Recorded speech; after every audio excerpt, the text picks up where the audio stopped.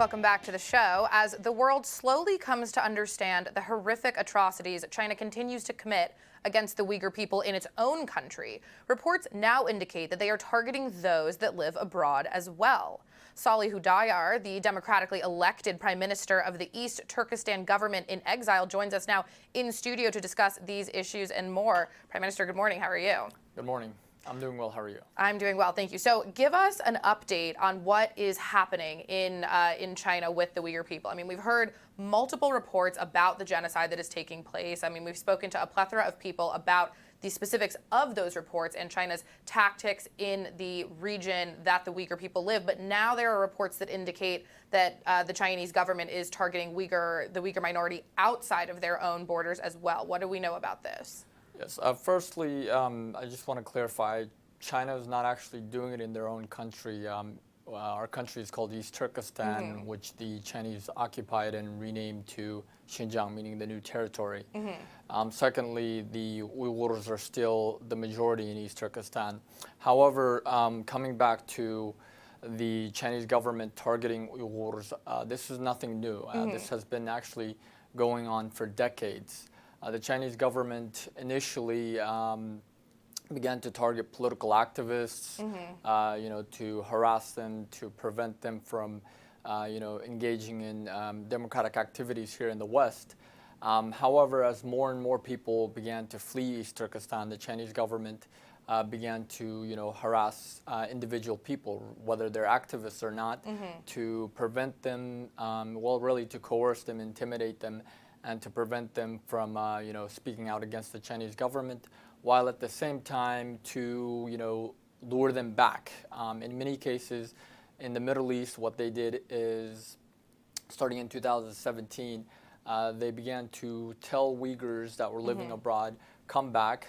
They would arrest their parents, and then they'd be like, well, let your parents go if you come back. Wow. And some people fell for this trap, and they've disappeared, while others who failed to do this, they were deported by, governments like the government of Egypt and other Middle Eastern countries, and even Turkey right now. They're slowly, deporting Uyghurs. Wow, so it's been this sort of calculated plot to sort of lure them back into a region that they are comfortable exerting power over. That's interesting. As these reports have begun to trickle out and gain sort of a little bit of the momentum in media and in the public eye that they deserve, what sorts of reactions have you seen from democratically elected governments, both obviously in the United States, but then globally as well, from the global community? What kind of reaction are you getting? Well, the international community has began issuing sanctions. I mean, the U.S. government recognized the genocide, the Canadian Parliament and the parliaments of the Netherlands. A couple of weeks ago, the U.S. government, the EU, the U.K. and Canada, they engaged in, a couple of sanctions against Chinese officials. However, this is not enough. The Chinese government is still continuing the genocide. They're still continuing to harass and target Uyghurs inside and outside East Turkestan.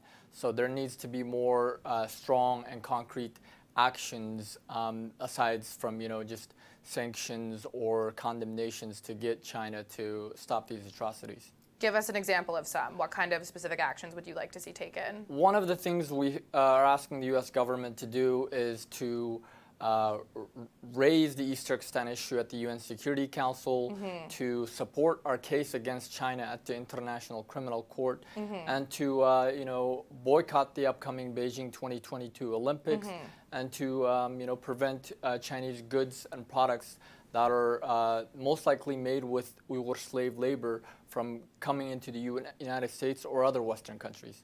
Sure. I mean, as we've seen the past couple of months change from one administration to the next, what sort of a difference have you seen? I mean, to the best of my understanding, the Trump administration was quite defined in their approach to the CCP and to the Uyghur violations taking place against the Uyghur people by the CCC. What kind of CCP? What sort of reaction have you gotten from the Biden administration, and do you think there is a qualitative difference there? Initially, we were a little bit worried, to be honest. However, Secretary Blinken has reiterated Secretary Pompeo's stance that this is a genocide, and he's actually been, pushing the other governments across the world to act on this as well. So I think as far as U.S. policy on our issue, it has not changed too much.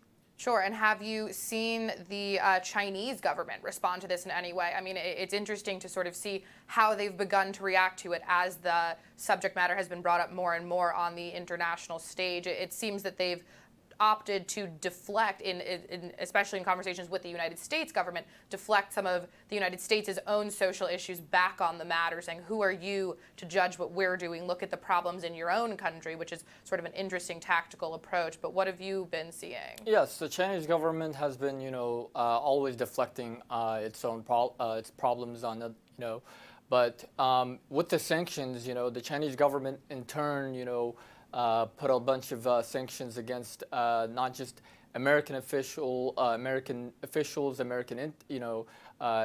citizens, but also European citizens and others that had been vocal about the Chinese genocide.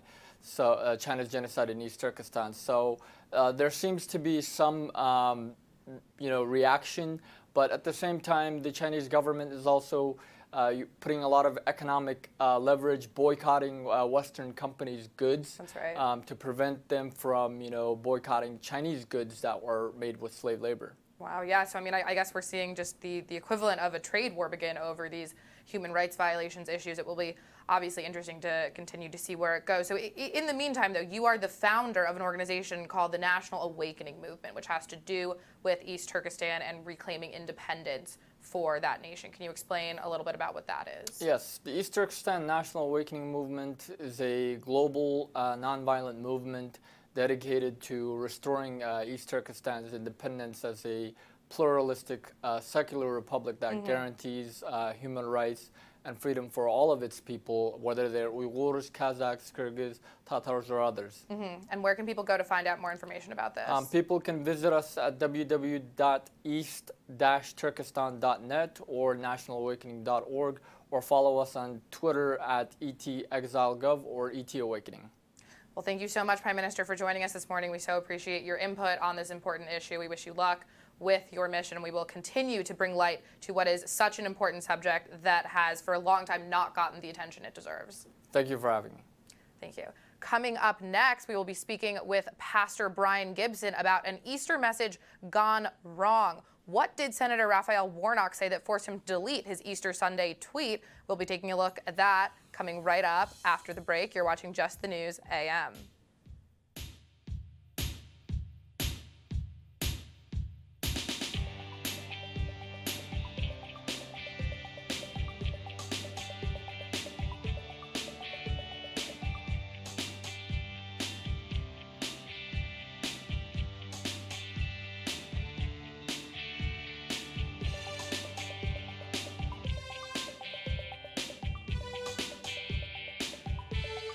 Real America's Voice is a news platform dedicated to keeping people informed. That the U.S. will have enough COVID-19 vaccines available to vaccinate every adult in America. Headlines from here in the U.S. and around the globe. Protesters are continuing to ignore threats of years in prison and lethal force by police. Full coverage of live events. So 92% of that $2 trillion spending bill is unrelated to COVID. Real news, honest views, Real America's Voice.